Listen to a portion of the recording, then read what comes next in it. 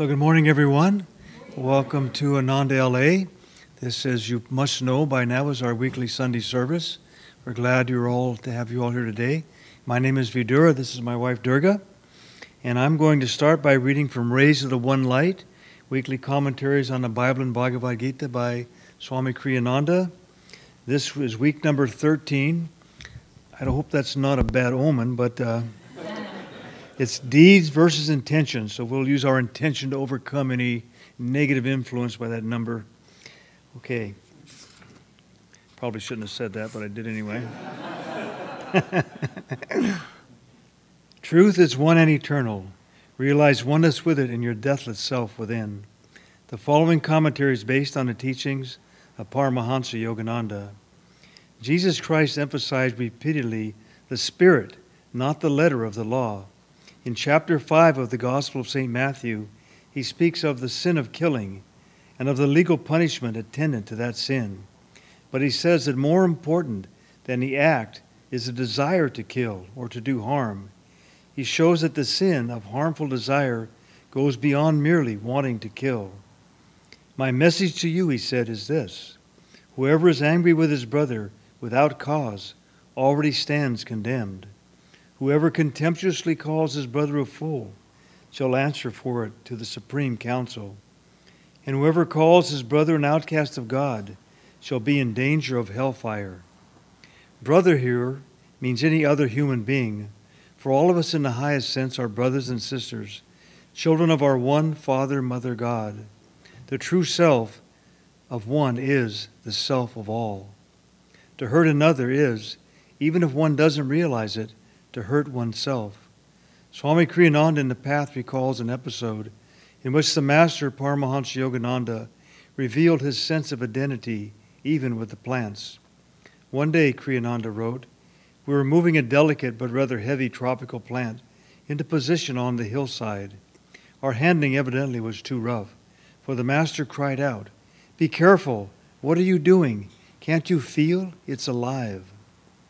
To wish death to anyone, to wish even harm to another creature, is to deny in oneself the reality of that divine life of which all of us are manifestations.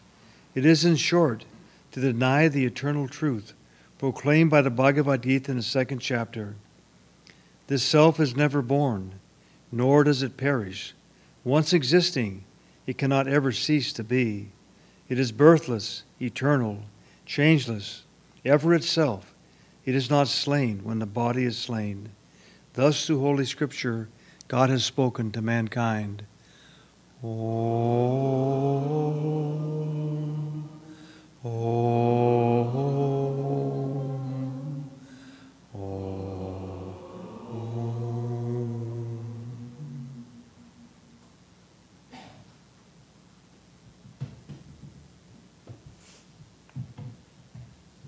Good morning, everyone.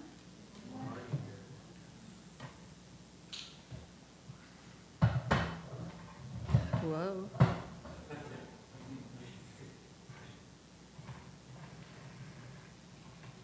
See, when Shivani and I were doing service together, we had to compromise on this from about this low. Well, this is a great topic, isn't it? We have, can I have that book for a second? You're going to fix it? Oh, you're going to move that over. That's so smart of you. Madura was right. This is quite a reading this morning, if you were listening closely. Whoever contemptuously calls his brother a fool shall answer for it to the Supreme Council. And whoever calls his brother an outcast of God shall be in danger of hellfire. So what does this remind you of a little bit? As I was reading this weekend, I thought this must be one of the passages from the Bible that some of the churches use, other churches, not us, but other churches, nice churches, use to justify this fire and brimstone attitude, this feeling that if you don't do this, or if you do this, condemn your brother, call him an outcast of God, even get angry with him, you are in big trouble. And what is the Supreme Council? I was trying to think, what is that Supreme Council that we are going to be subjected to? And I was thinking, it's probably just ourselves. The Supreme Council is our highest self, and we come to that highest self every day, and we sort of look at what we've done, and we say, well, that was good, or maybe that wasn't so good. But the great thing about these teachings and this path is that no one is condemned forever. No one is going to go through hell fire, at least forever. They may in this lifetime because they've created that within themselves. But God is forever forgiving us, and that is the beauty that I love about this reading today. There was a great story I wanted to start with about this little girl. I think it's true, but I'm not completely sure it's true. But it's this little girl, and she wanted a bike.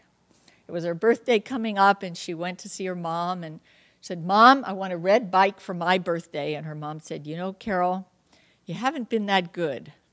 And I'm not sure that this is going to be your present." "No, I want that bike." And she said, "Well, you better go and write a letter to God and work it out with him and see, if you can atone for your many sins."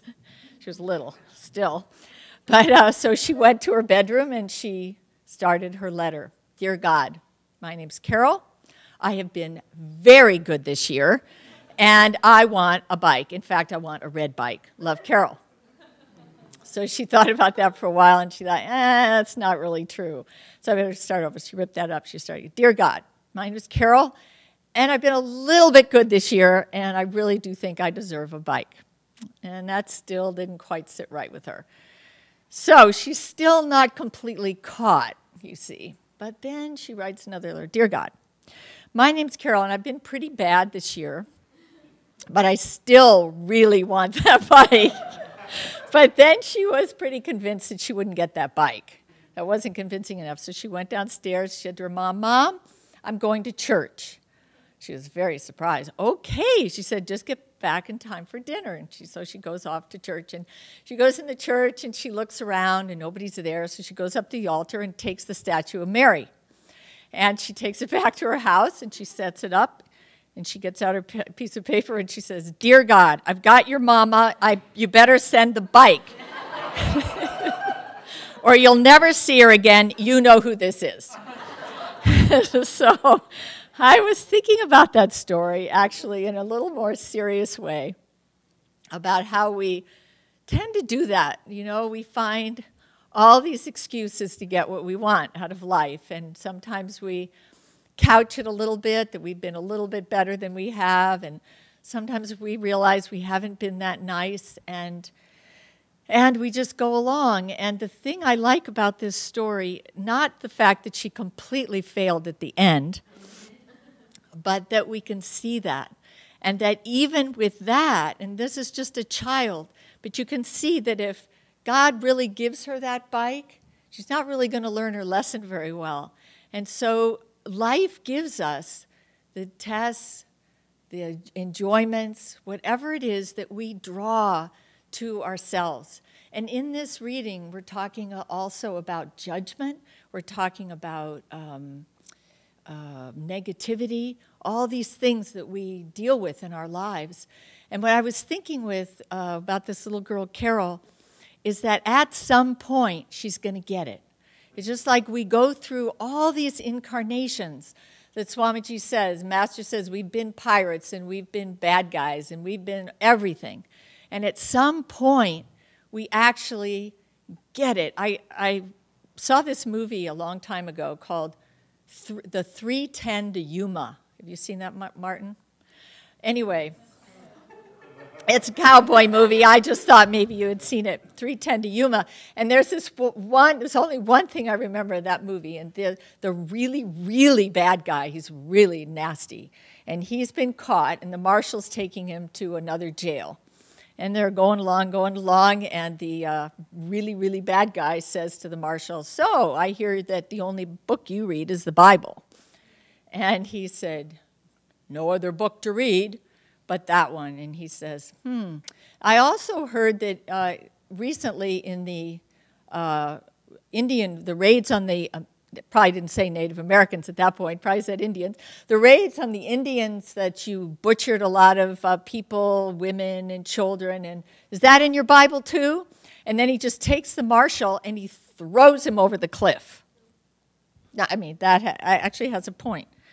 The point that this is a very, very bad guy, but you start to, I don't know, for me it was like, I can see why he turned into a really, really bad guy, because he's looking around and his whole world is deception. His parents told him something bad, his preachers telling him he's got to live up to, the righteous way of looking things or he's going to go to hell. And he looks around him and he sees all this deception and he says, this isn't, what is this? This isn't good. And so again, we look at our lives, we have to go through all these incarnations. And we have to get, at some point, from this level of negativity, this level of blame, this level of hurt, and we have to get above it. And so what do we have? We have, in the readings, we have judgment. We have what actually, in our Raja class, we're talking about the yamas and niyamas, and one of them is non-injury, non-violence, which is what we're talking about here. And Jesus is saying you can't do this because why? Because we're all connected. And if I hate you, or if I hurt you, or if I wish you something bad, you are in essence wishing that on yourself. We are too united in our consciousness. It's like we were talking recently about what happened in Japan and how so many of us were affected by that sadness. How could those people think anything but why? Everything's taken from them. They have nothing left. How could they think anything but why? And sometimes get mad at God, blame the universe, just lash out in anger, unless they had been through enough lifetimes, through enough experiences to realize that everything that you have in your life, you have brought to yourself.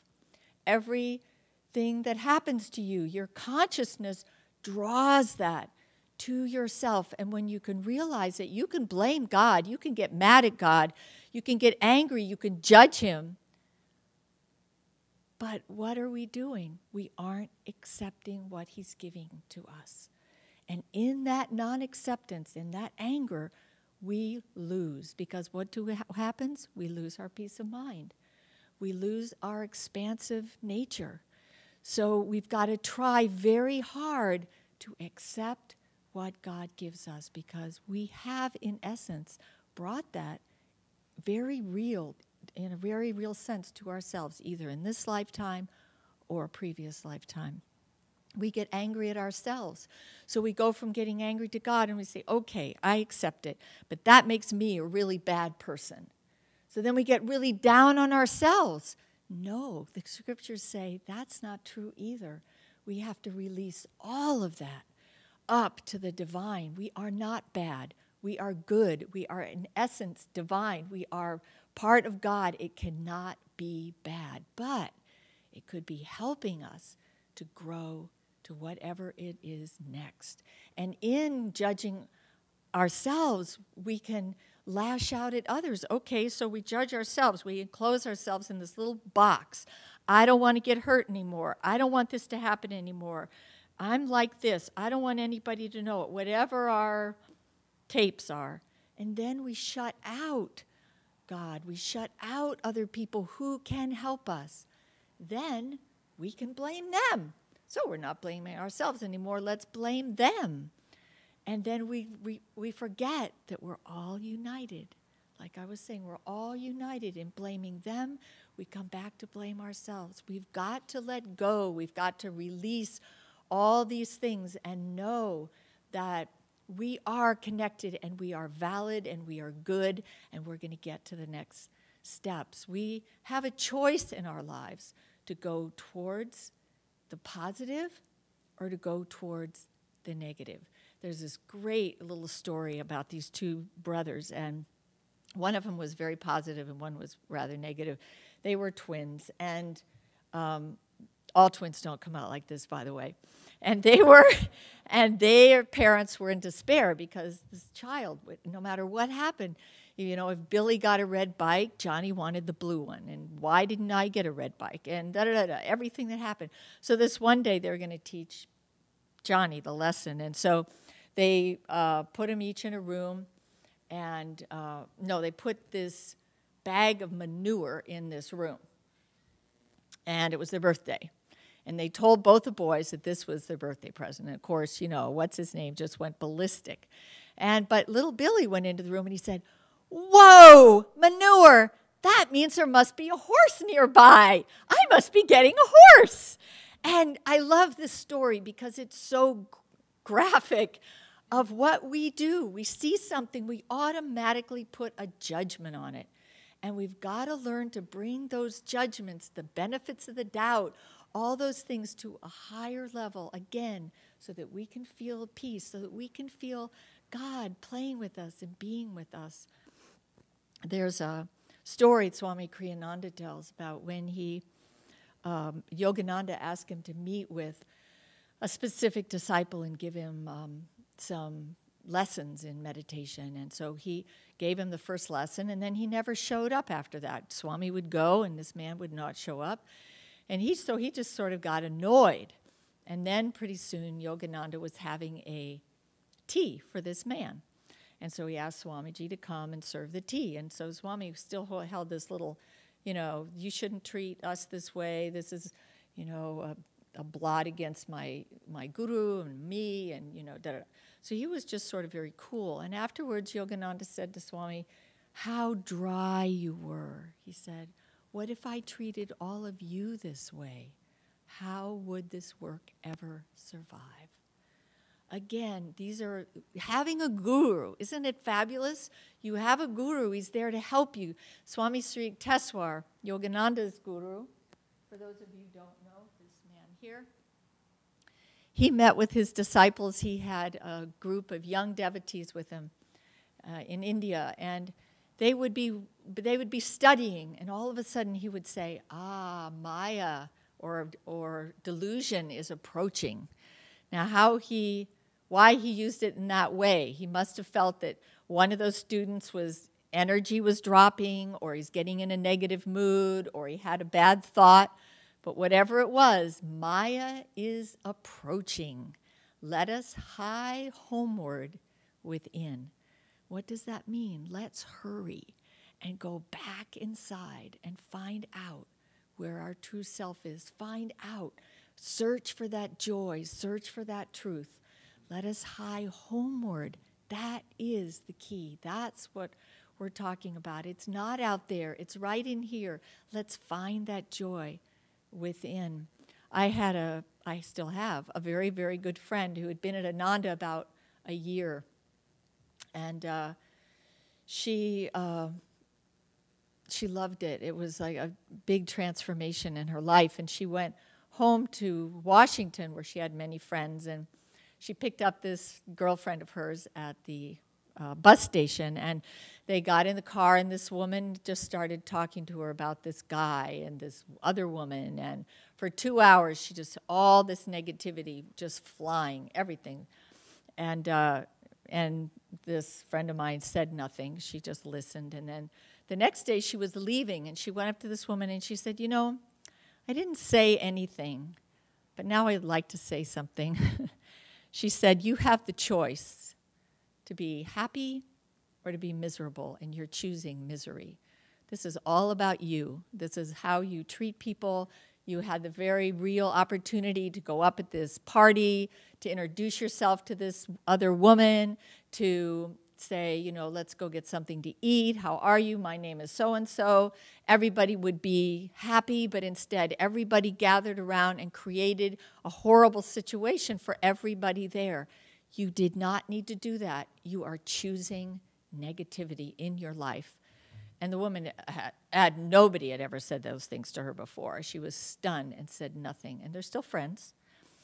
But But sometimes it's like you just get that wake-up call. You have to hear it. And you have to turn those situations around. Swami Kriyananda, through all the time he had with Master, through his own innate spirituality, for those of us who know him, I probably say this every time I get up here, but he is our best friend. Those of us who know him know why. Who is a best friend? It's because he always sees the highest. He never looks at us and says, you blew it yesterday. Why did you do that? No, it's like, hi, Narayan. Hi, Dale. It's like this whole new day. And it's a whole new opportunity to turn ourselves around. He sees that potential in us. We need to do that with each other. Rather than condemn, rather than find fault, rather than see the negativity in each other, find that positive quality. I had this situation, it's happened to me before with Swamiji, but we were in Europe, and I don't know what it was, but Jyotish Devi and Vidura and I were in a room in Europe, and Swami was there, and something I had said, I don't even know what it is, he had talked to Jyotish Devi about and said, that is not going to help Durga. And that's all Jyotish said to me. And so I got on the phone, I called Swami, and I said, I am really sorry. Oh, great, then let's move on. That was it. He didn't want to know why. It didn't matter because I understood. I understood. The rest of it doesn't matter. We have to get to those wonderful points and try to find the joy. I'll just tell you this great story. I love this story so much. I might have told it to you before in the fall, but I can tell you to you again. So it's a story about Paul Newman. Did I tell you this? Good. Okay, so this is a true story that happened. And Paul Newman, was an actor, is an actor still. I think he died maybe. Anyway, he was this fabulous guy. I just loved him because he not only was a wonderful character, a wonderful actor, but a fine human being. And I saw someone on TV the other day, a different person, and he was talking about all the money he was giving to charity. And my thought, and here I am not doing what I'm saying here, but I thought, is he giving the money to charity to help with his taxes, or does he really want to help people? I don't know the answer to that. But with Paul Newman, I always feel like all the things he did for charity was because he believed in people and he wanted to give to people. So this is this wonderful story, and this tells it just great sense of humor. So anyway, he was in this ice cream shop in New England, and this is a true story. This woman, she was in her 40s, and she was doing a 5-mile run, and she decided she was going to treat herself and get an ice cream cone, double dip chocolate. So we can all relate to that a little bit. So she went into this ice cream shop, and lo and behold, there was nobody in there but Paul Newman. And he was sitting at the counter, minding, just having his coffee, and she inside just went ballistic. Oh my God, I'm 45 years old, I'm happily married, and why am I getting so nervous, and what am I doing, and just all the things, it's really funny. And so she ordered her ice cream cone, double chocolate chip, and she paid the man, and she got her purse and got the cone. She thought she had the cone. She got into her car, no cone. Wonder where the cone is. Oh my God. Oh no, I probably left it in there. The clerk's holding it for me. How embarrassing.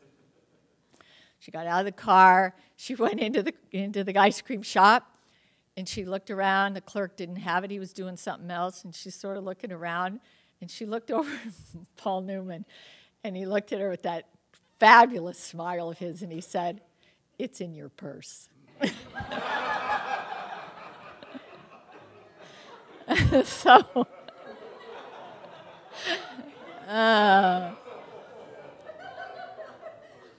So she thought she was embarrassed before, but now.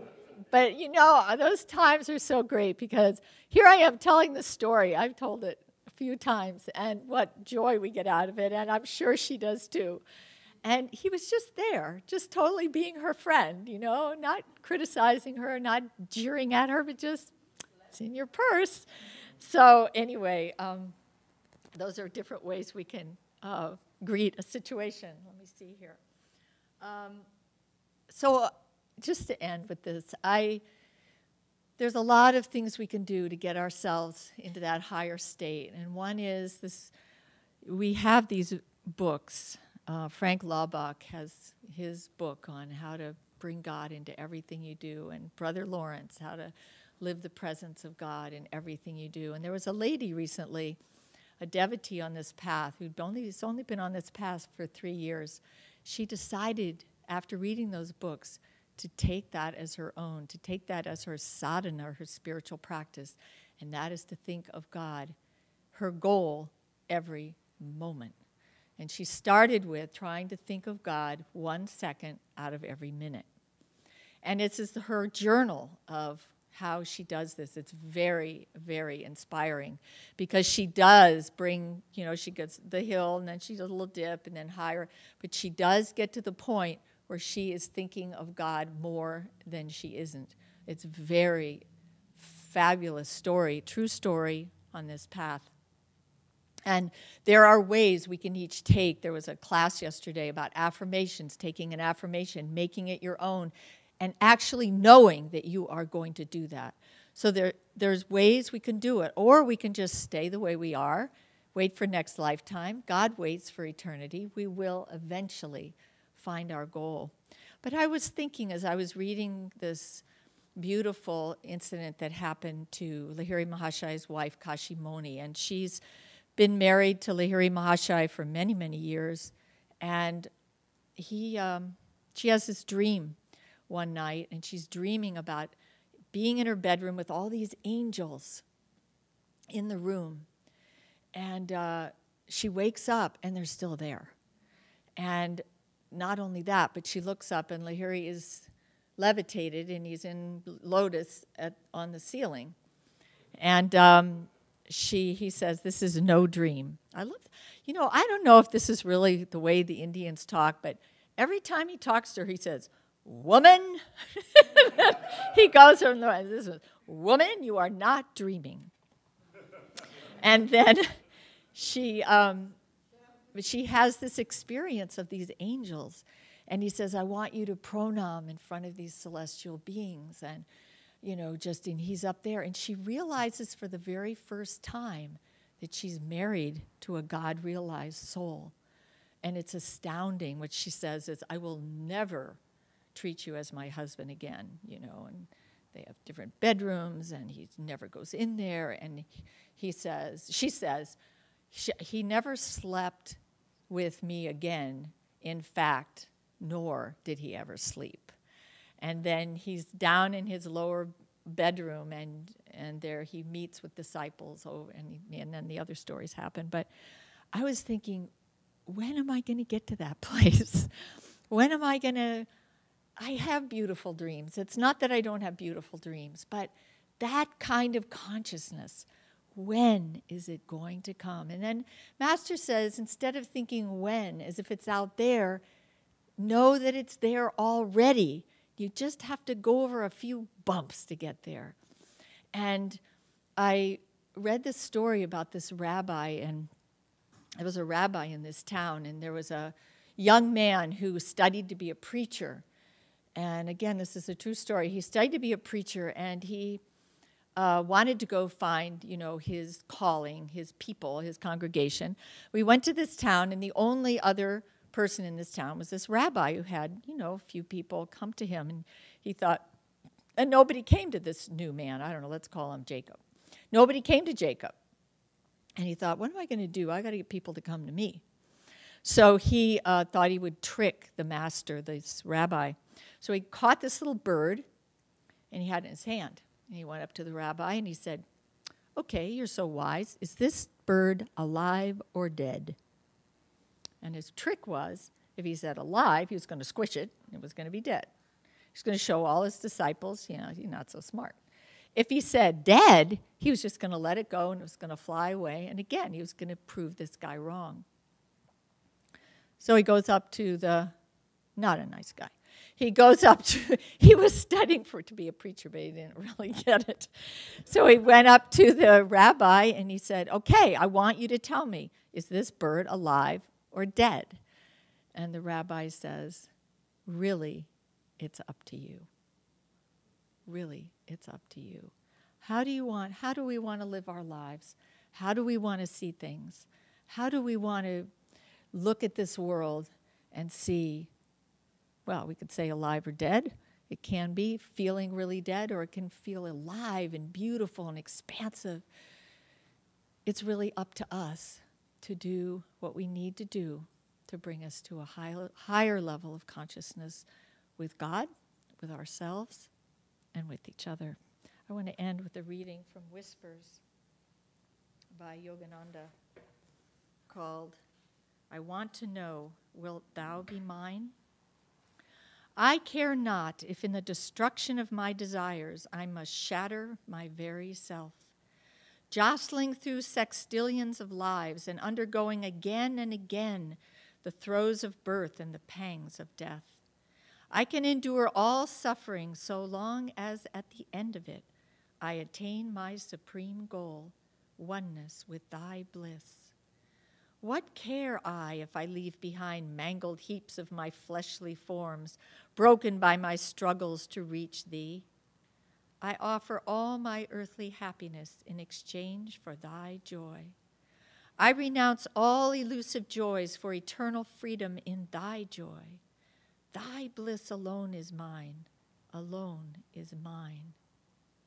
O tell me clearly that thou wilt surely be mine.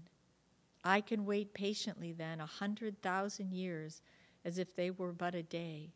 Tell me, wilt thou be mine?